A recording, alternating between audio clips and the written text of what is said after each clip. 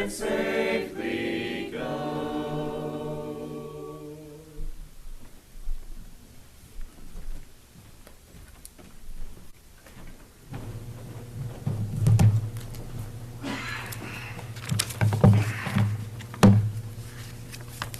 So the wilderness is a very common theme throughout the Bible, even from pretty early parts of it.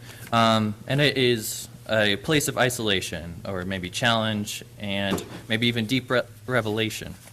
Almost said relevation there.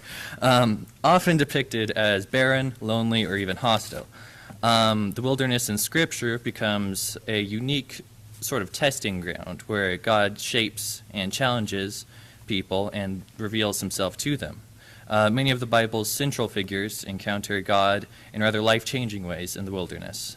This reminds us of how our own seasons of trouble, whether they be times of uncertainty, loss, or solitude, they can be promising ground for transformation and growth. So, of course, when we hear the word wilderness, the first person we probably think of is Moses, likely leading the Israelites through the wilderness for 40 years. But even before this point in his life, he experienced a very pivotal encounter with God in the wilderness in Exodus 3. After fleeing Egypt, Moses spent 40 years in the wilderness tending to sheep in the land of Midian. This was a season of exile for him, but God obviously hadn't abandoned him. One day, while he was caring for the flock of sheep, he encountered the burning bush. This was a manifestation that marked the beginning of his call to lead the Israelites out of bondage. And through this encounter, God transformed his life, revealing his name, that being Yahweh, and his plan to deliver Israel. Moses' time in the wilderness became a season of preparation, which obviously led him to be prepared to lead the Israelites later on.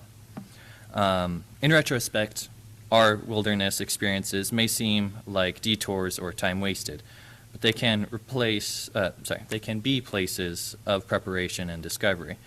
Similar to Moses and his purpose in the desert, we too can find clarity and a new sense of calling when we do encounter God in our times of trial.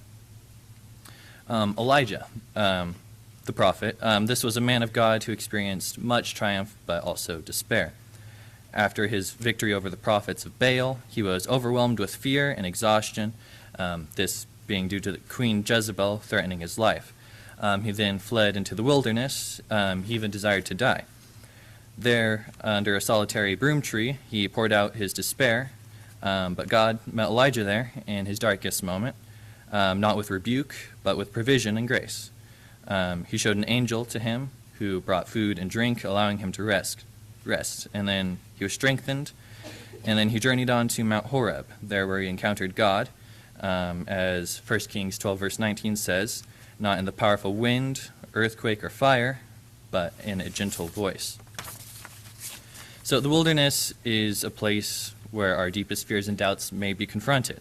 Yet it's often in these times that God meets us with this grace and this gentleness that he showed to Elijah, and also offering us direction.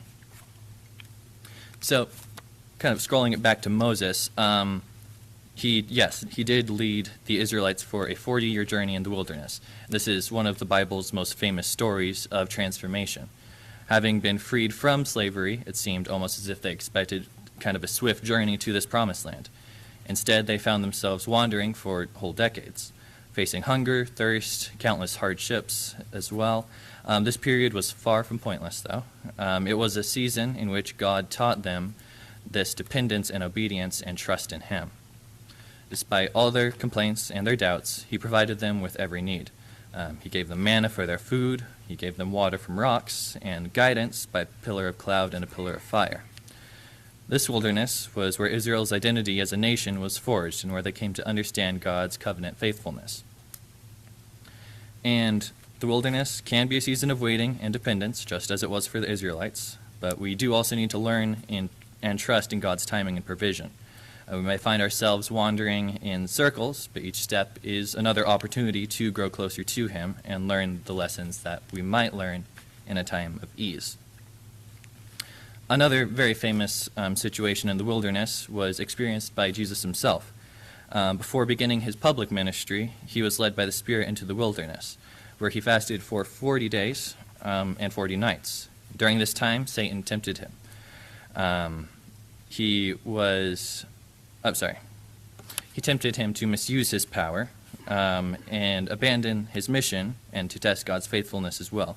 Yet Jesus resisted each temptation by relying on the Scriptures, affirming his trust in God's plan and rejecting the shortcuts offered by the enemy, that being Satan. Through this wilderness trial, Jesus modeled reliance on God and demonstrated that obedience sometimes requires confronting deep temptations and doubts. It was a moment of preparation that strengthened him for all of the work ahead. So the wilderness is often a place of testing, where we confront our own desires and discern our own commitment to God's will. Through all of this, Jesus perfectly demonstrated that he too was under these tests, that he was put under this burden of temptation just as we are, and also just as we are able to overcome them. From this, we can emerge stronger, more focused, and better prepared to fulfill our calling.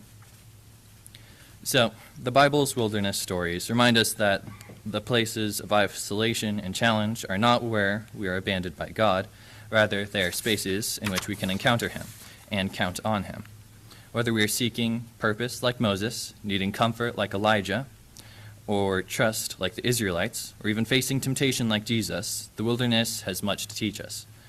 While we may be tempted to avoid or hurry over these seasons, there are often times when God's presence is most powerfully felt.